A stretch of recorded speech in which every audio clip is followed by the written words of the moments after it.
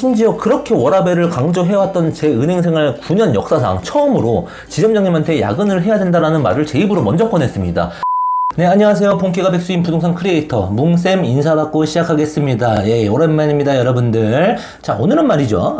제가 이제 지난번에 퇴사 이야기를 담은 영상과 관련해가지고 너무 좀 추상적이다 또는 좀 철학적이다, 조금 더 구체적인 사례를 가지고 이야기를 해달라는 요청들이 꽤 있었습니다. 그래서 오늘은 제가 이제 퇴사를 결심하게 된 여러가지 5,800가지 이유들 중에서 가장 최근에 있었던 사례 2가지를 한번 꼽아가지고 이야기를 한번 시작해보도록 하겠습니다.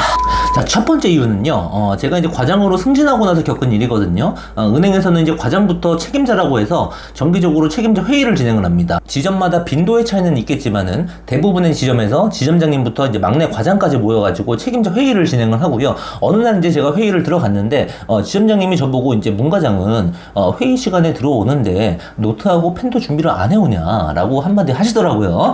그래서 저는 이제 뭐 회의 내용이나 시간이 길지도 않고 굳이 뭐 노트에 옮겨 적지 않고 그냥 뭐 머릿속으로 바로 입력해 두고 중요한 건 핸드폰에 따로 기록을 해둡니다 라는 식으로, 제가 정확한 워딩은 기억이 안 나는데 그런 뉘앙스를 담아서 대답을 했습니다. 덧붙여가지고 여기 다른 책임자분들 지금 다 노트에다가 죄다 적고 있긴 하지만은 회의 시간 끝나고 문 열고 밖으로 나가는 순간 그 노트 다음 회의 시간까지 일주일 동안 단 한 번도 열어보지 않는다는 거 지점장님께서도 잘 알고 계시지 않습니까? 라는 식으로 말씀을 드렸던 그런 기억이 있습니다.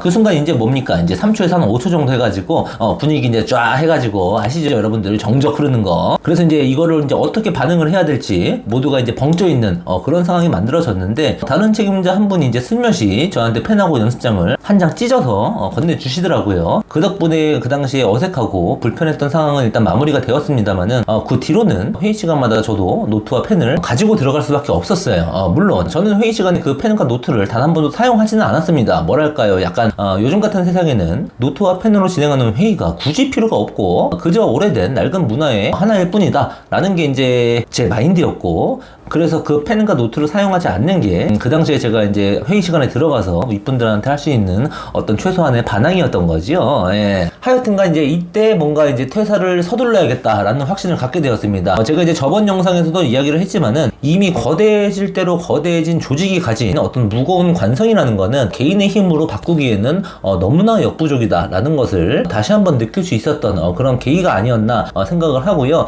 제가 이제 신입 직원이었을 때나 회원, 대리급에서 은행 생활을 할 때에도 물론 이런 조직이 가지고 있는 특성을 알고는 있었지만 그래도 조금 더 시간이 지나서 제가 이제 어느 정도 직급이 올라가면 혹시나 바꿀 수 있지 않을까 하는 생각을 가지면서 은행 생활을 해왔었는데, 은행 생활 10년차 과장이 되어서도 이거는 내가 어느 날 지점장이 된다고 해도 바꿀 수 있는 영역이 아니구나 라는 생각이 들게 된 어떤 결정적인 이유가 아니었나 하는 생각을 해봅니다. 그 다음에 이제 퇴사를 결심하게 된 2번째 이유는 정말 말도 안 되게 과도한 업무량이었습니다. 퇴사를 하기 전에 제가 이제 기업 창구에서 업무를 담당하고 있었는데, 사실 그 전에 이것도 지점마다 차이는 많이 있을 수는 있습니다. 제가 이제 그 당시에 직접 겪었던 어떤 개인적인 경험담에 근거한 이야기라는 점을 다시 한번 강조드리는 부분이니까 감안해서 들어주시고, 모든 은행원이 다 그렇다라는 식으로 일반화해서 생각하지는 말아주셨으면 합니다. 예. 어쨌든 평소에도 매일같이 정신없이 바쁘게 돌아가던 지점에서 저는 근무를 하고 있었고요. 굳이 비유를 해서 표현을 하자면 예를 들어서 하루에 할 수 있는 업무의 총량이 1에서 10까지 있다라고 하면 평상시에도 거의 한 9에서 9.5 정도로 겨우겨우 하루하루 업무 처리를 해나가던 그런 평범한 나날들을 보내고 있었습니다. 그런데 어느 날 코로나 사태가 빵 터지면서 우리 소상공인 자영업자분들을 대상으로 한 코로나 대출 상품이 출시가 되면서 소상공인 자영업자분들이 지점에 말도 안 되게 많이 몰려오셨습니다. 제가 이제 그 당시에 기업 창구에 있었고 법인 쪽은 이제 저보다 더 경력이 높은 차장님께서 주로 관리를 했기 때문에 제가 이제 이 코로나 관련 업무를 총괄해서 담당을 하게 되었지요.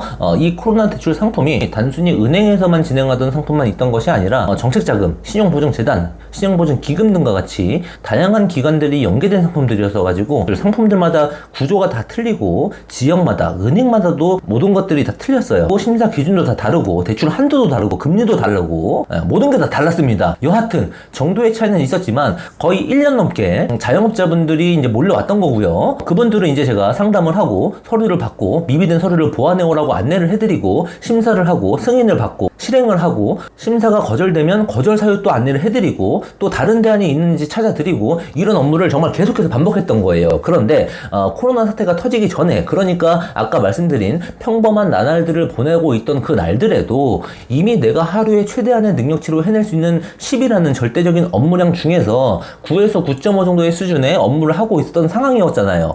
그런데 저 일이 갑자기 벌어진 겁니다. 그 당시에 제가 느꼈던 코로나 관련 업무량을 굳이 수치를 표현하자면은 그것만 해도 한 최소한 8 정도 업무량이 되지 않았나 하는 생각을 해봅니다.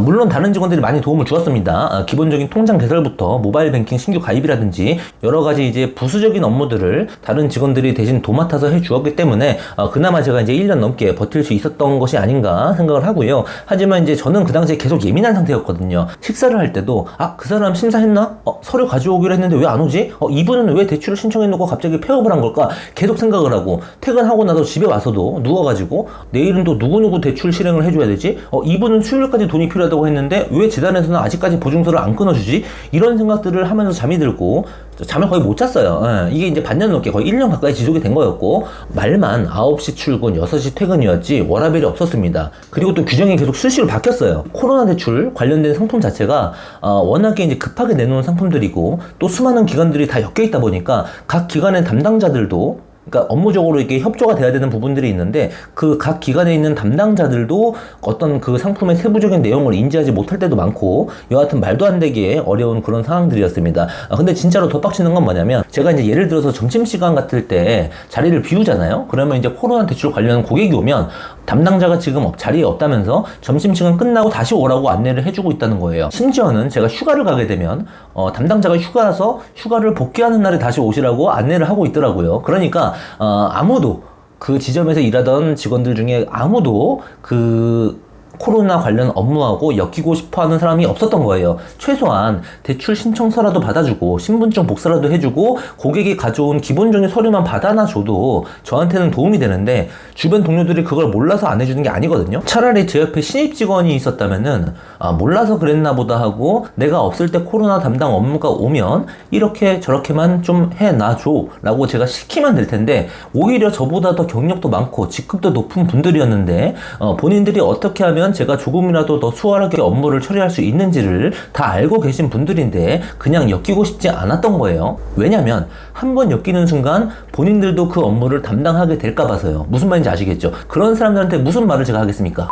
제가 이제 그분들을 욕하는 것처럼 들릴 수가 있는데 욕하는 게 아니고 그럴 수밖에 없었던 거예요. 그 당시 상황이. 왜냐면 그분들이 이제 탱자탱자 놀면서 저를 안 도와줬다면 제가 욕이라도 이제 시원하게 받겠는데 그분들도 이제 저처럼 매일매일 9에서 9.5 정도의 일을 겨우겨우 쳐내가면서 하루하루를 보내고 있었던 분들이거든요. 그러니까 결국 구조적으로 해결할 수 있는 문제가 아니었던 거죠. 직원을 보충하면 되지 않냐라고 할 수 있는데 다들 아시겠지만 이미 은행 지점 점점 줄이고 있고 통폐합하고 있고 직원 수를 줄이고 있는 마당에 오히려 직원을 충원한다고 기대도 안 하고요. 그러면 물리적으로 한계가 따르면 할 수 있는 만큼만 일을 하고 그만큼 업무 처리 속도를 조절해 가면서 하면 되지 않냐라고 말씀하실 수가 있는데 아마 아시는 분들은 아실 거예요. 이게 선천적으로 되는 사람이 있고 안 되는 사람이 있어요. 저는 후자에 가까운 사람이었고요. 중요한 건 업무가 한번 밀리기 시작하면 결국 어떤 식으로든 사고가 납니다. 중요한 서류를 분실한다라든지 대출이 나가야 되는 날 대출 심사 승인이 안 돼 있다라든지 여러 가지 방식으로 사고가 나요. 현직에 계신 분들은 아마 다 공감을 하실 겁니다. 이거는 어떤 업무의 총량이라는 게 있는데 이 총량을 넘지 않는 선에서 빨리 할 땐 빨리 하고 조금 천천히 해도 될 때는 조금 천천히 하는 식으로 유연하게 대처하는 것은 당연히 갖추어야 할 업무 역량이겠지만 그 당시에는 제가 어떤 방식을 쓰더라도 항상 그 총량이 과부하된 상태였고요. 그래서 총량을 늘리려면 출퇴근 시간 이외에도 항상 머릿속으로 긴장의 끈을 놓을 수가 없었던 거죠. 그러니까 계속 예민할 수밖에 없었던 거고요. 그런데 이제 윗분들이 보기에는 코로나 때문에 다른 지점들은 막 다 시끌시끌한데 우리 지점은 사고 없이 잘하고 있구만, 이런 식으로 생각을 하면서 일을 더 줘도 되겠구나, 이런 식으로 생각을 한다는 겁니다. 이게 진짜 빡치는 거예요, 여러분들. 예. 제가 아무리 지금 업무량이 말도 안 되게 많다, 이 상태로 지속되면 언젠가 사고가 날 것이다, 너무 위험하다, 심지어 그렇게 워라밸을 강조해왔던 제 은행생활 9년 역사상 처음으로 지점장님한테 야근을 해야 된다라는 말을 제 입으로 먼저 꺼냈습니다. 근데 또 야근이 필요할 때는 야근도 못해요. 이 당시에 이제 주 52시간 규정이 생기면서 이거를 어기면 또 평가상 불이익을 받기 때문에 야근도 못했습니다. 여하튼 여러 번 말씀을 드려도 윗분들은 그냥 지켜만 봅니다. 왜냐하면 아무리 힘들다고 업무가 많다고 제가 여러 번 말을 해도 겉으로 보이기에는 그 많은 업무들을 제가 다 처리하고 있었기 때문일 텐데, 그렇다고 해서 제가 일부러 또 사고를 낼 수는 또 없는 노릇이잖아요. 그래가지고 그 당시 제 입장에서는 아주 생지옥이 따로 없었던 그런 과도한 업무량, 그리고 이런 문제를 풀어내지 못하는 어떤 구조적인 문제, 이것이 제가 퇴사를 결심하게 된 어떤 두 번째 사례가 아닌가 싶습니다.